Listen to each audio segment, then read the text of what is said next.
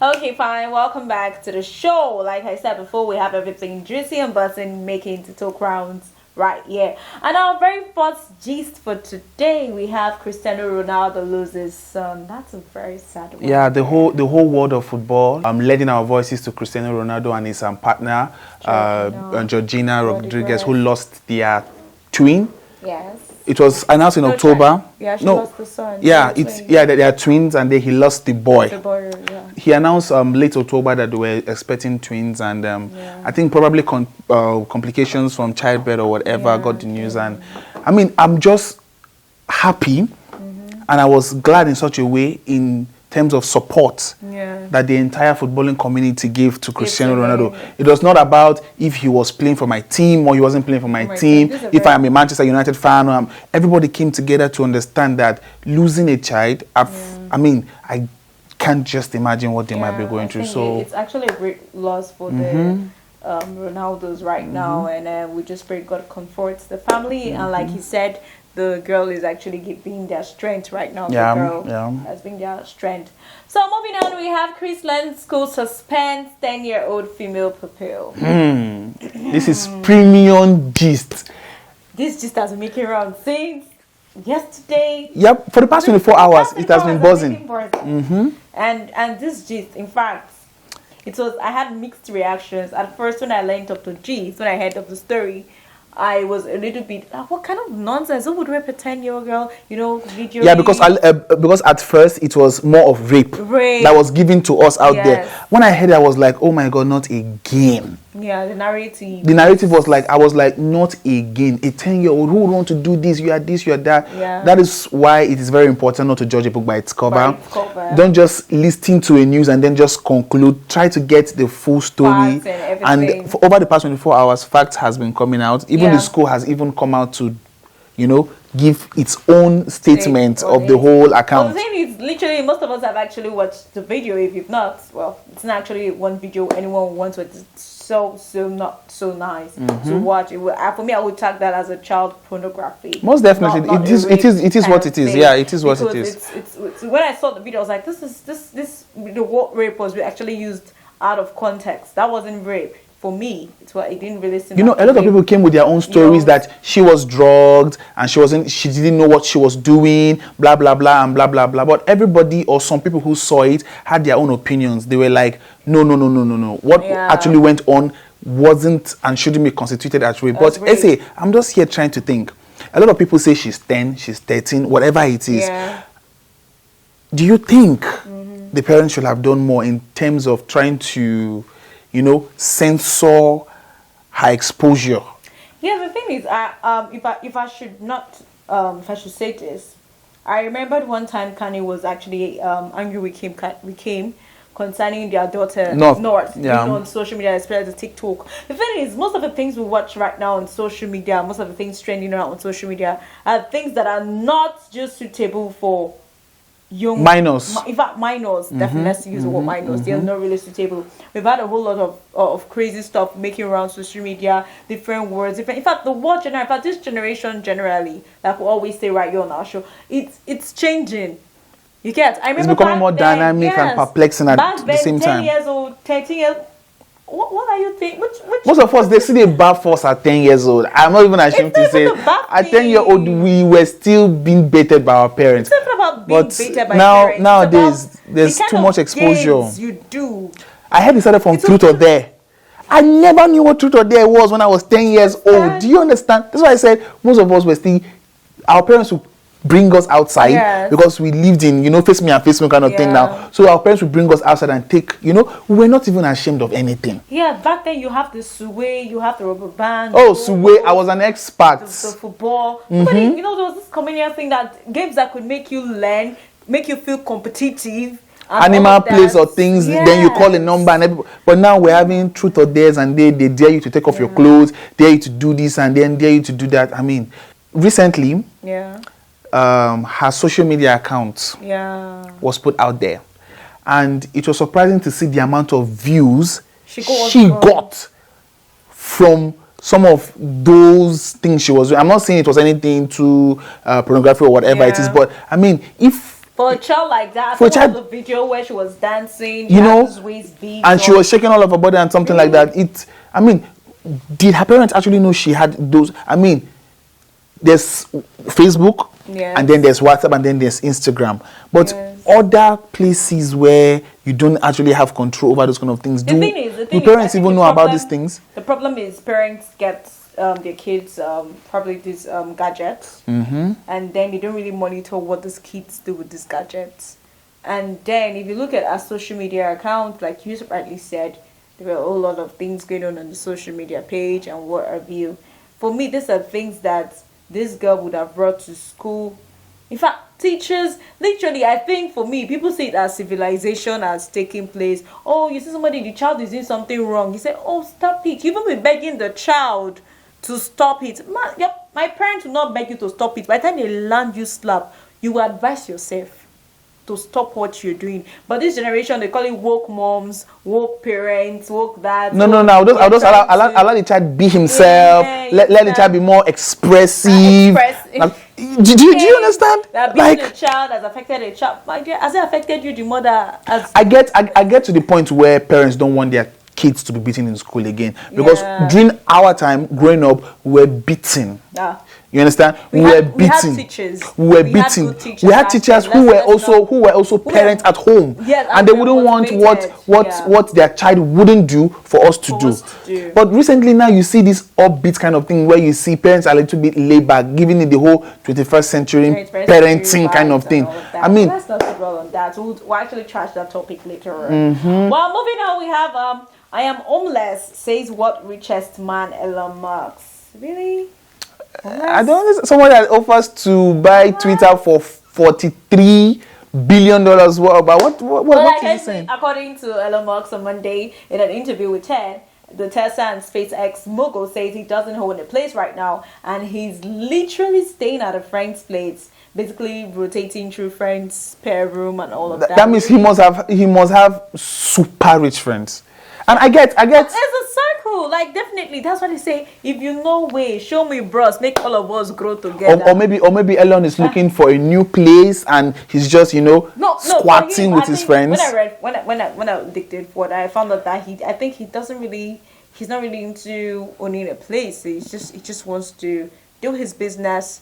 Do even the Tesla engineering company where they have the company located, he doesn't even have a house there. My point is, most of the thing he just does is probably fly through the plane and probably sleep off in the plane, wake up, he's there, walk, probably he's up and doing and all that. Are these his friends married people? Because I mean, it's one thing, okay, I know we are friends, I know all those kind of things, but are they married people where you have kids and sometimes you just want to stay with your family and stuff? So when they say he's basically rotating through his friend's place, is that okay? I will spend 3 days here and then move to another friend's place and stay 3 days. How long can you continue? To be like what richest, you should know this is somebody that doesn't even have time sleeping. For me, literally, how I see it as everybody sleeps. Okay, no, I'm not saying like he doesn't sleep. Like he doesn't have that time to rest. He's up and doing. He's for me, I should say like someone who's up and doing. Like he's virtually everywhere. You get. I mean. We still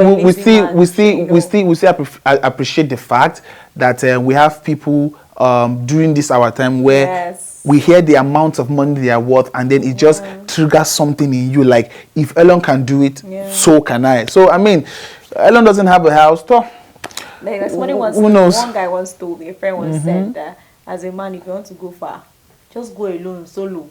You will make them sharp. I also seems like a distraction. I also heard something like that, but I would like to counter that. If you want to really go far in life, you have to need and also surround yourself with the right people. Yeah, definitely. Because if you think we are human beings. There are points where we would break down.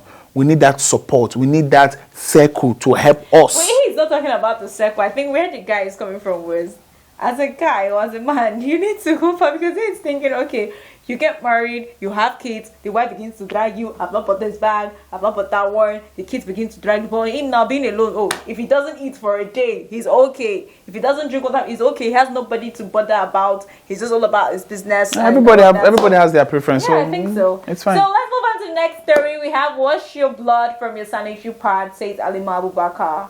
She spoke about how she caught an old friend with her sanitary pad twice, and she was advising ladies to actually wash their blood out from the sanitary pad and all of that. I think for me, it's actually really nice. That's actually a very nice suggestion I tell people.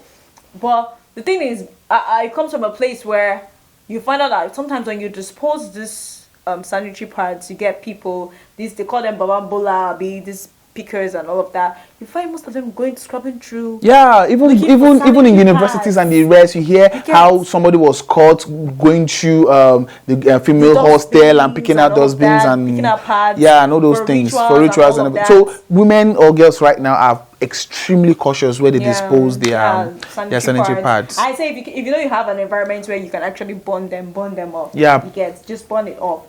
If you do have, but don't dispose it in any proper way. You know, the world right now is changing. Things are changing. We have so many issues here and there. Definitely. Even if you might say, oh, okay, even if you have people staying with you, please be careful and please be cautious of how you keep things that are kind of personal to you around. That was a nice one from Alima. So our last news for today, we have respect Nigerians for the hard work, says Ghanaian singer Shatawale.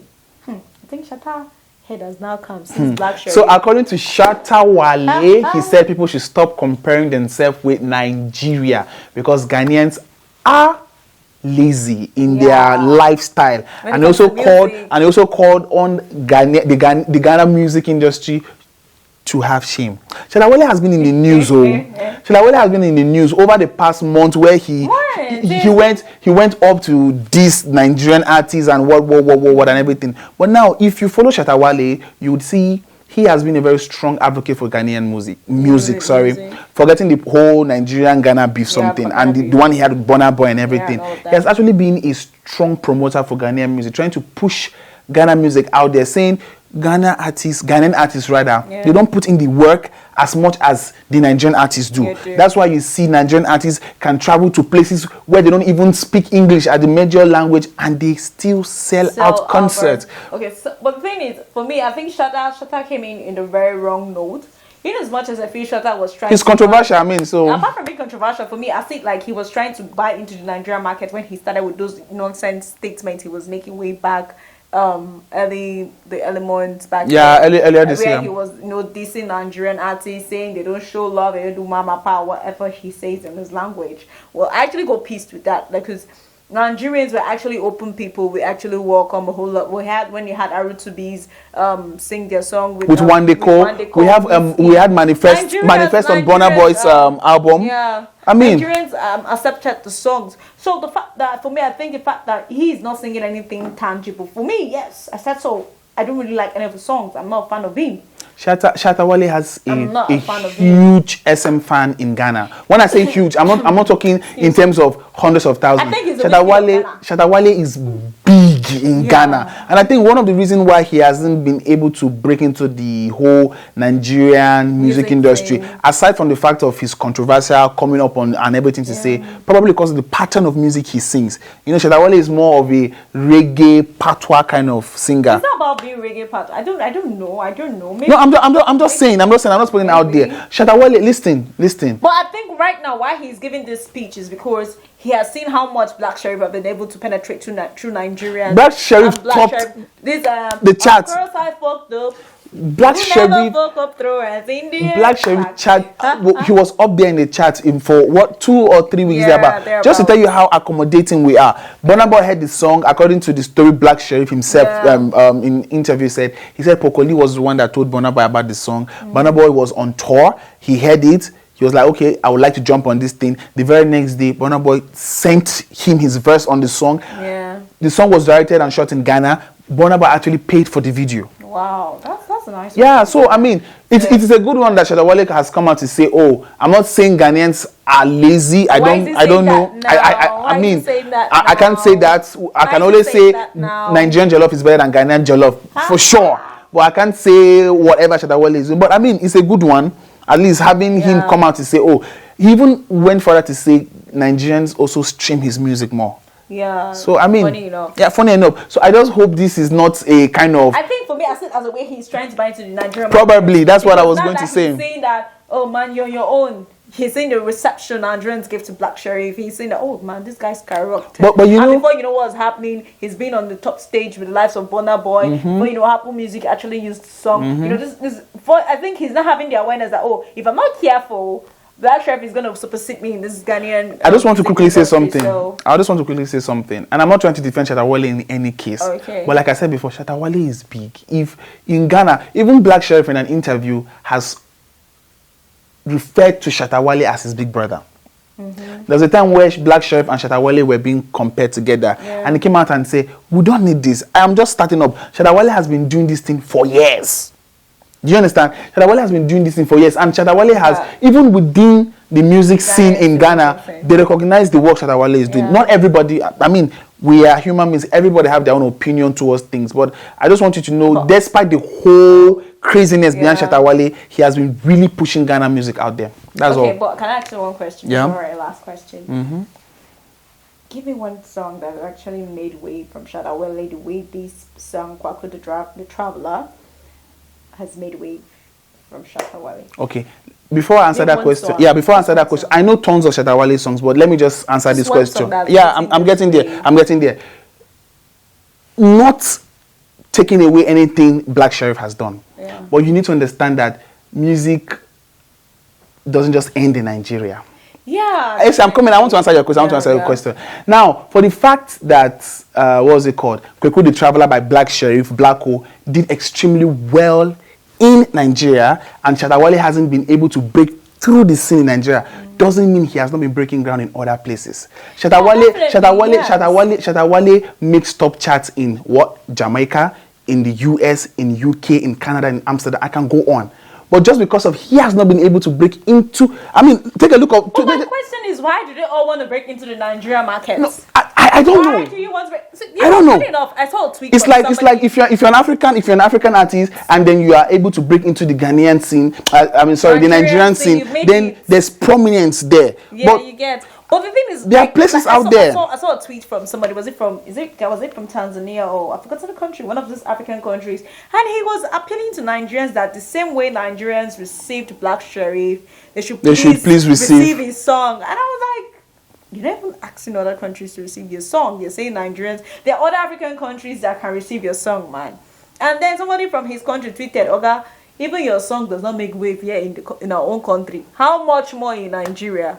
You get. So for me, I think I'll give them kudos, Sha. Let me not lie. I'm really proud when I see tweets like that from people wanting to associate themselves with the Nigerian music industry. I'm really super proud of Davido, Wizkid, Burna Boy. See, every artist there from Nigeria that has been putting Nigeria on the world map. Man, we're doing something really good. And I think before you know, even the foreign artists are actually coming. And I think other music lovers out there, that's the countries out there, they need to understand that Nigerian music wasn't like this before 10-20 years back. To be very frank, it wasn't like this. We had to struggle and get audience to actually listen to this music and know that, oh, we as Nigerians, we actually have something to offer you out there. Davido has been doing it for 10 years. Wizkid, Burna Boy, Yemi Alade, Tiwa Savage, you just name them. They didn't just start as these big artists, you see. So but what I'm trying to put out here is that all these other African countries that want to break in, keep on doing the work.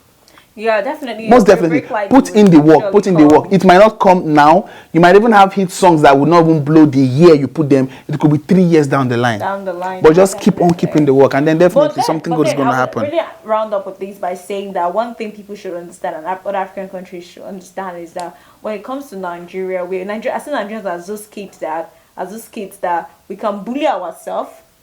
But when we cross the outskirts of this country, man, we're all representing. Don't try us. We're all representing. Brothers and sisters. We cross that shores. But when we're here at home, we can kill ourselves. But when we're out of that shores, and that was something I saw from one of the interviews Davido did one time when he talked about his songs. When Nigerians go to the club, they don't request for any song. Rather, they request, "Oh, give us Davido, give us Wizkid, give us Burna Boy. We want to hear." He even said somebody would come out to this whole Dorime thing, and they'd be like, "I want when my wine is coming, I want it to be Davido's song." So yeah. So that has actually pushed most of our Nigerian artists globally, has actually helped us globally to actually get recognition. And I think other, it's not bad if other African countries are also getting the recognition. Definitely. So it's a big win for Africa. Like I always say, Africa is one of the biggest continent so far, but just that we've been so brainwashed and so, I say, given the fact that people have made us think that Africa is like one small continent, and for crying out loud, we're so big. We're the giants. Well, hopefully we get more collaborations. We get more collaborations from other African countries, you know, just to put in light to their own artists and then to our other artists. Let's do it. So that's how we round up right here on Entertainment Up. So you can give us your own view, send us your comments, what you think about any of the topics,